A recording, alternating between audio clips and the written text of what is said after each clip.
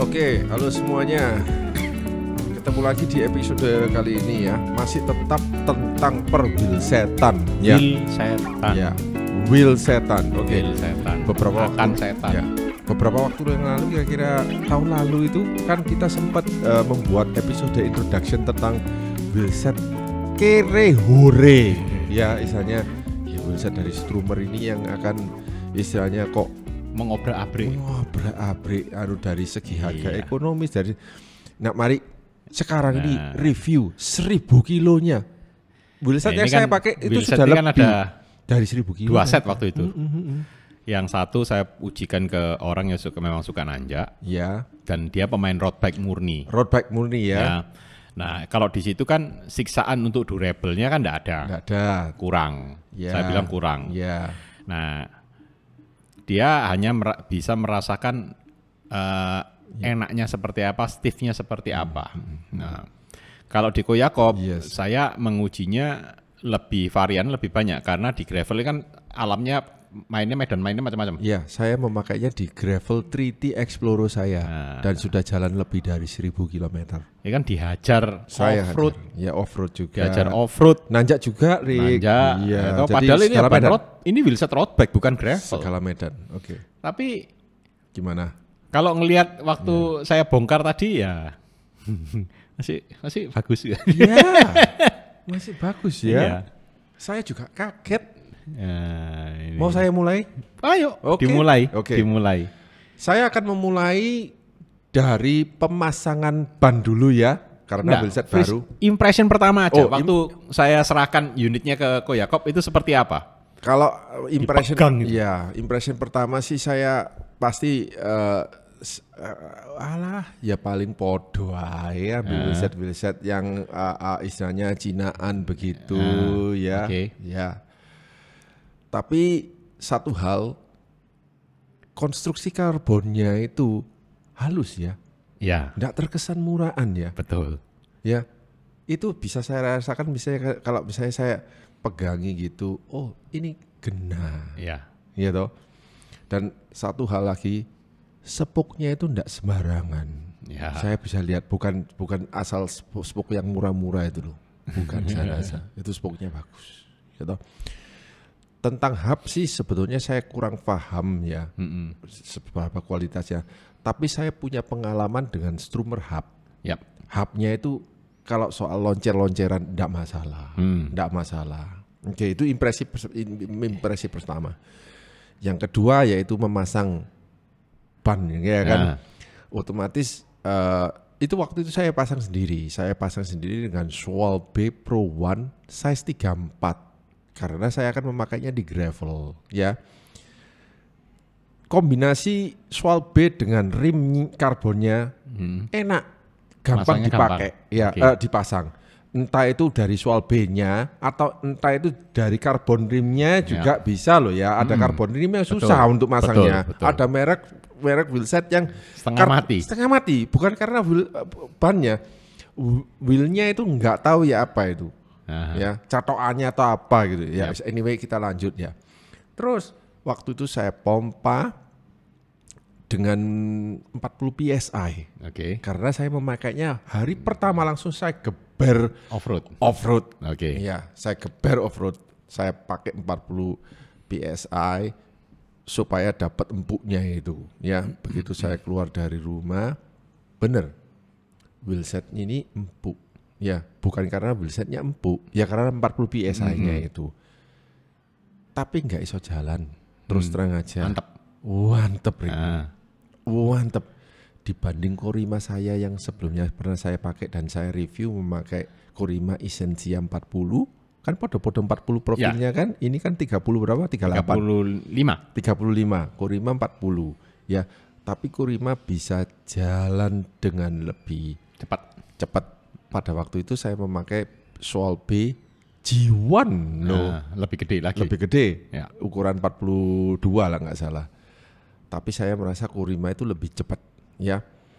Nah, saya penasaran, nggak mungkin saya pakai ban 40 kok bisa lebih cepat daripada ban 34. Apapun wheelsetnya itu loh. Ya. Ya apapun. Itu impresi saya 50 km setelah saya pulang rumah karena itu off-road. Ya. Off-road ya. Tapi satu hal dengan memang 40 PSI itu saya bisa off-roadan dengan nyantai enak dan tidak takut selip, tidak takut apa-apa. Pada waktu itu kan juga hujan ya, jadi becek-becek saya tidak takut.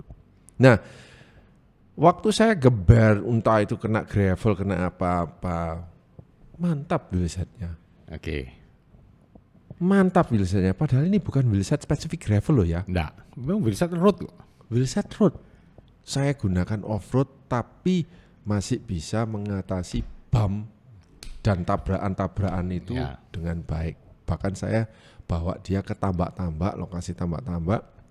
Begitu yang istilahnya ya jalannya seperti Anda tahu sendiri. Jalan-jalan single track. Ya.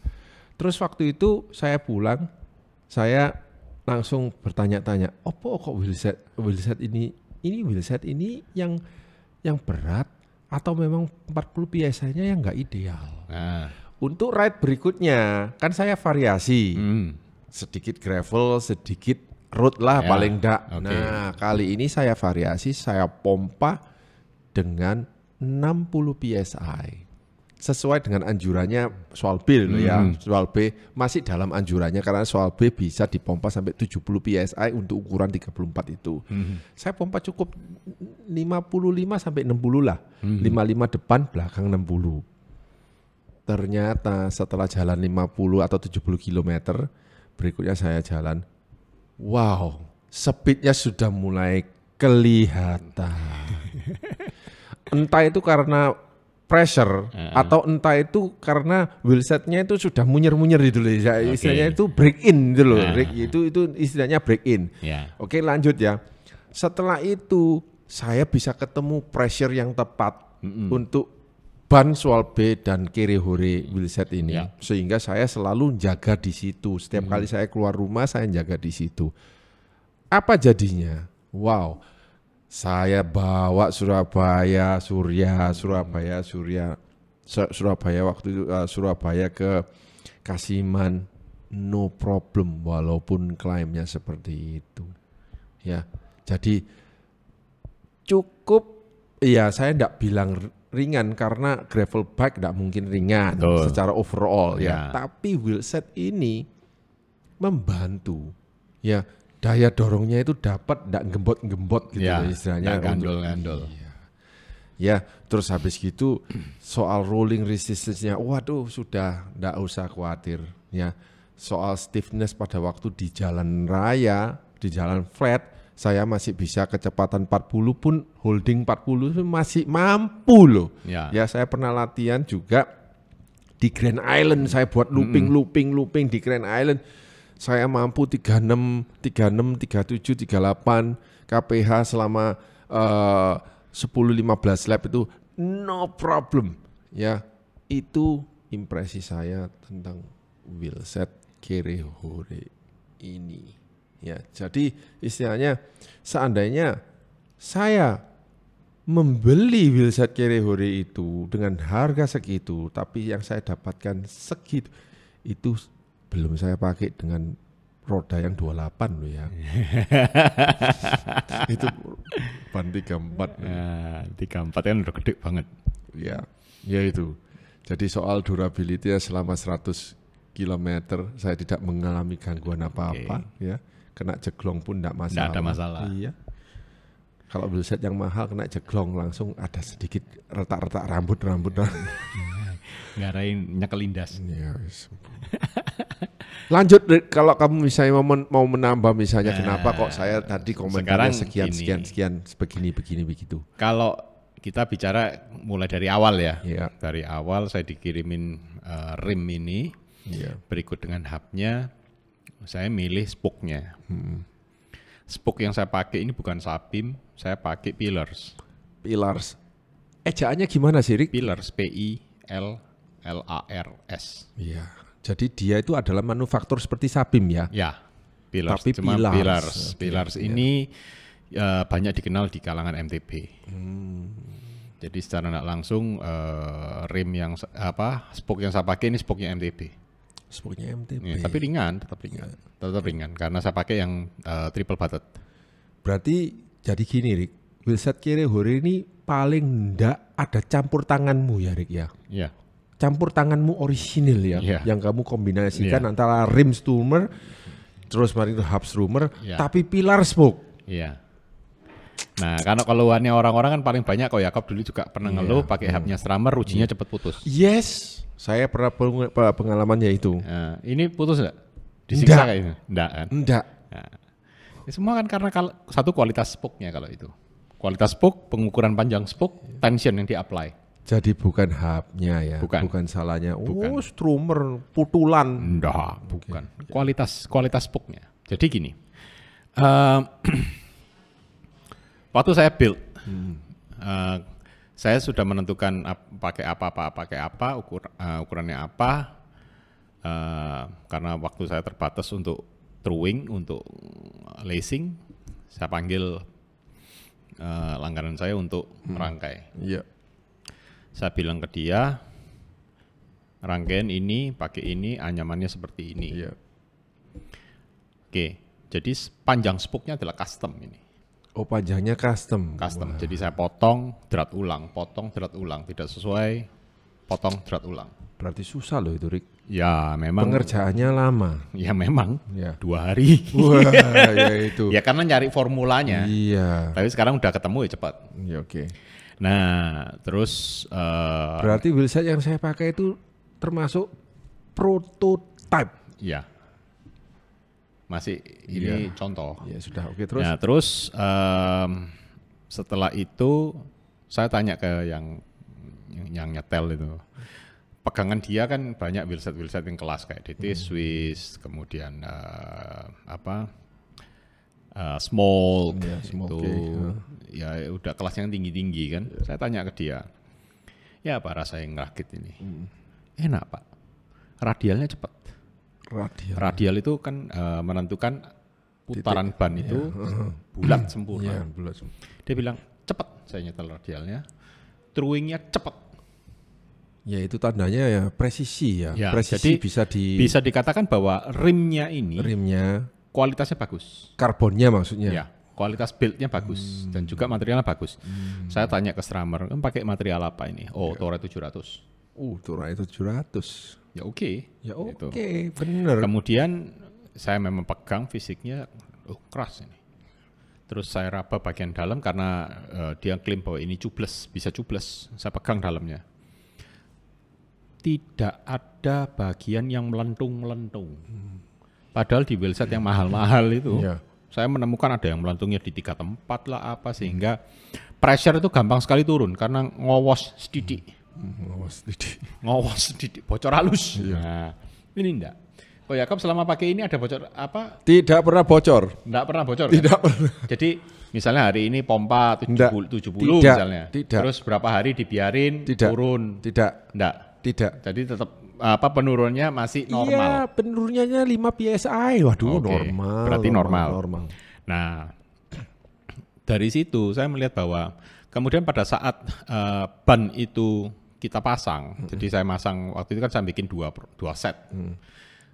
Kebetulan yang satu yang masangin saya masukin ban waktu itu dia pakai GP 5028.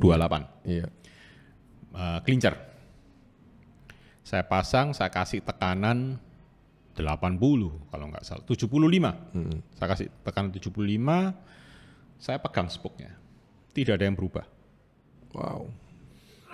Biasanya yang terjadi adalah kalau kita apply pressure ke ban, itu spoke itu akan berubah karena ditekan kan, dia akan menekan rim. Ini enggak berubah, berarti cukup stiff. Iya. Bodinya konstruksinya bagus. Betul. Nah kemudian saya serahkan, dia pakai karena ngetesnya dia nanjak. Gimana rasanya?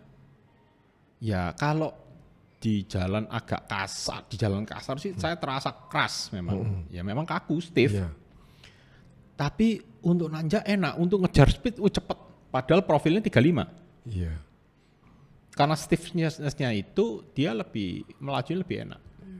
Nah kemudian kalau Koyako kan ngerasa di gravel rasanya kayak apa? Ya tergantung pressure-nya. Tergantung pressure. Ya. Tapi saya tidak merasakan istilahnya Gemlodak terlempar-lempar itu kan enggak? Enggak. Nah berarti kan dia bisa meredam dengan baik. Yes. Itu. Ya dan juga memang didukung oleh ban sih. Tekanan yang tepat, ban, pilihan ban, lebar ban itu menentukan.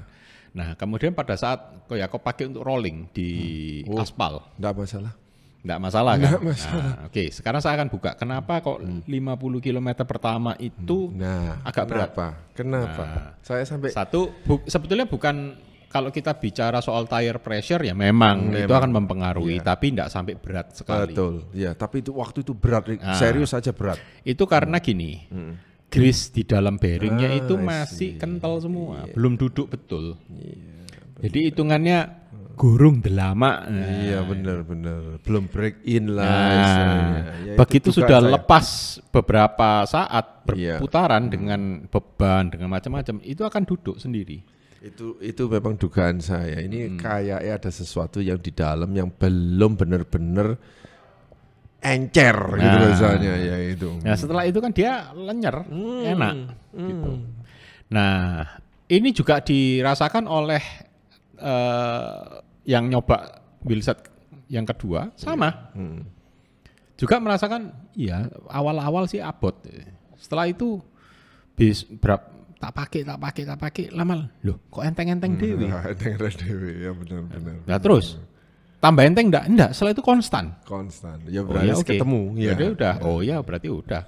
Tak tanya berapa kilo ya kalau enggak 40 lah ya podo berarti kalau ya enggak 40 60-an berarti ya, berarti range-nya sama matching ya Oke, berarti bearingnya dia memang karena dia pakai seal bearing dia butuh penyesuaian. Ya wajar, itu wajar, suatu hal yang wajar. Ya, review kita berdua ya, podo. Iya. Nah, terus kalau kita bicara mengenai custom spoke. Ya, custom spoke ini memang ini kebetulan yang depan kombinasinya direct semua. Jadi tidak ada lacing sama sekali, tidak ada crossing sama sekali, direct. 20 hole. Tapi ini pillar semua. Loh, ini kan udah pakai 1000 kan? Nah, spoke-nya tidak berubah sama sekali. Nah, tensionnya tidak berubah. Sama sekali tidak berubah. Kelihatan, Koyako bisa rasain. Pada saat pertama kali diterima kan kerasnya sama. Masih tetap stiff ya. Masih tetap stiff. Disclaimer ya, ini kita tidak throwing ulang, tidak sentuh apa-apa. Barusan kita bongkar. Ini barusan dibongkar dari 3T Explorer saya. Barusan. Nah, ini yang belakang. Kalau depan kan mungkin tidak terlalu terima beban banyak. Ini yang belakang. Oke. Ini yang belakang. Nah, yang belakang gimana? Sama. Spoke-nya enggak terlalu banyak berubah. Ya. Oke. Sama semua. Ya.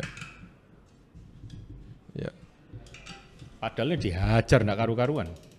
Saya suka juga suaranya enggak terlalu. Suaranya enggak cerawak. Iya, enggak cerawak. Ini hubnya yang dipakai adalah ini kalau nggak salah HR360. HR360 True Axle, ini belakangnya 142 kali 12 kali 142, yang depan 12 kali 100. Dan ini ratchet. Dan ratchetnya itu masih belum yang level-level halus gitu ya, bukan ya. Yes, itu Anda bisa lihat ratchetnya itu. Ratchetnya masih pairnya 2 kanan kiri. Iya. Tuh. Katanya kamu bisa upgrade ini, Rick. Loh, ada upgrade-nya. Iya. Ke berapa? 60. Ayo guys. Mau dengar suaranya kayak apa kalau masuk 60? Cepet kok masangnya. Iya. Bisa. Ntar kita keluarkan dulu. Halusnya seberapa sih? Nah, ini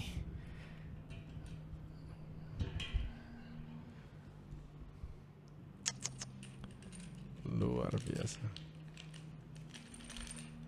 Ini kita cabutin satu-satu.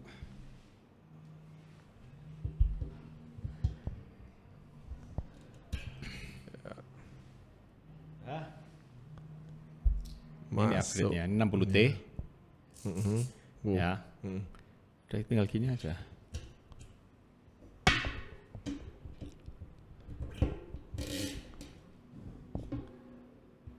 Yuk, selesai 60T. Momen yang kita tunggu-tunggu. Oh, wow. Beda ya. Cetik. Ya, engagement-nya lebih kecil lagi. Lebih kecil lagi ini. Harganya berapa? 450.000. Kere hore. Betul-betul kere hore. Jadi benar-benar kere hore. Saya betul-betul mengapresiasi. Jadi disclaimer ya, ini disclaimer, kita nggak dibayar oleh Strammer. Kita nggak dibayar. Ya. Kita nggak dikasih apa-apa oleh Strammer. Kita hanya diserai produk ini untuk kita siksa. Ya. Dan dari segi mekaniknya simple, tidak ada apa-apa. Rotornya juga sudah central lock, lebih praktis, otomatis hubnya juga bisa lebih ringan. Kemudian bodinya aluminium. Kemudian kalau nggak salah, bodinya ini bisa diganti-ganti. Jadi kalau Anda pakai XDR yang SRAM, bisa dibeliin bodinya aja. Kalau nggak salah, udah ada bodinya. Semakin irit aja wes pokoknya dalam jangka, maksudnya di waktu yang dekat ini, Anda mendapatkan Strummer ini dengan luar biasa. Ini kan, hemat. Kalau kita lihat ini EXP yang lama. Iya. Saya pernah coba, saya masukin ke DT Swiss, upgrade kitnya, DT Swiss yang non EXP, jadi DT Swiss ratchet yang pertama-pertama, langsung plug and play. Plug and play, wah. Rusak nggak dunia ini? Iya. Aduh. Ya, menambah meriah lah istilahnya ya. Iya. Jadi oke. Anda bisa menikmati carbon wheelset dengan kualitas yang seperti ini, tapi tidak perlu mengeluarkan kantong kocekan dalam-dalam. Jadi ini wheelset yang cukup ringan, ya beratnya kira-kira 1,5-1,6 depan belakang. Tapi ya bisa dikatakan bahwa ini ringan di kantong. Ringan di kantong. Dan untuk dari segi performa sih. Kalau ngelihat nyimpulkan dari keterangan dari Ko Yakob, keterangan dari pemakai satunya, ini bisa untuk 12 bit ya. Yang tadi kamu jelaskan itu. Tinggal beliin body free hubnya aja. Body free hubnya, ya. Oh, kalau 12 bit road bike pasti masuk. Ya 12 bit road bike bisa masuk. Ya. Masuk langsung. Enggak, maksudnya ya kalau yang tadi yang memakai microspline gitu. Microspline mungkin akan dikeluarkan free hub bodinya. Ya, oke. Pasti bisa lah. Pasti bisa, ya. Nggak bisa. Selama buatan manusia dan manufakturnya mau bikin, pasti keluar. Anything is possible ya. Anything possible. Nah ini memang saya bilang ya kere hore ya, memang kere hore. Nah ini bedanya rajutan yang depan dengan yang belakang. Kenapa saya bikin yang ini lacing semua, kanan crossing semua. Crossing. Karena di sini saya butuh stiffness yang lebih tinggi dan saya butuh durabilitas yang lebih tinggi. Sehingga dia, nah ini kan crossing. 3. Ya kan? Di sini 2. Anyway, ya ini dia. Ya. Akhirnya ini benar-benar bisa dikatakan bahwa ini wheelset ini benar-benar custom ya dan custom kere hore. Campur tangan Erik. Ya. Saya bersyukur ya bisa menikmati wheelset ini. Eksperimen. Versi MTB-nya juga saya coba, tapi enggak karbon. Tapi nanti saya akan coba, kita akan ngobrol. Ada wheelset yang Mingsley, wheelset yang rimnya Mingsley. Rimnya melengse. Ya, ini kalau ini kan di tengah. Kalau itu enggak di pinggir. Jadi ujungnya asimetrik ini. Maksudnya. Ya kan Mingsley. Mingsley sebelah gitu ya. Kenapa wheelset Mingsley itu bisa lebih enak dibandingkan wheelset konvensional seperti ini? Ya, cuman kalau tak bahas di sini, nanti saya konsep dulu. Nanti tunggukan di episode lanjutan. Kalau enggak gitu, asymmetric wheelset bisa sampai minggu depan selesainya. Karena ngalor ngidul kemana-mana pasti. Sudah selesai Rick tentang wheelset? Oke, jadi menurut Ko Yakob untuk yang budget lover approve ya dan recommended banget bagi Anda yang dananya cekak. Jadi kalau Anda merasa bahwa Anda perlu beli Hyper, ini ada yang di bawahnya Hyper. Di bawahnya Elite, di bawahnya Super Team, tapi masih berperforma. Dan Anda pasti kualitasnya bagus. Saya suka finishingnya juga dia raw. Ini raw. Raw carbon. Oke, terima kasih Rick. tolong diangkat seperti ini biar untuk snapshot. Oke, agak sinian dikit ya. Terima kasih, sampai ketemu di episode selanjutnya. Hidup kiri huri. Hidup. Oke.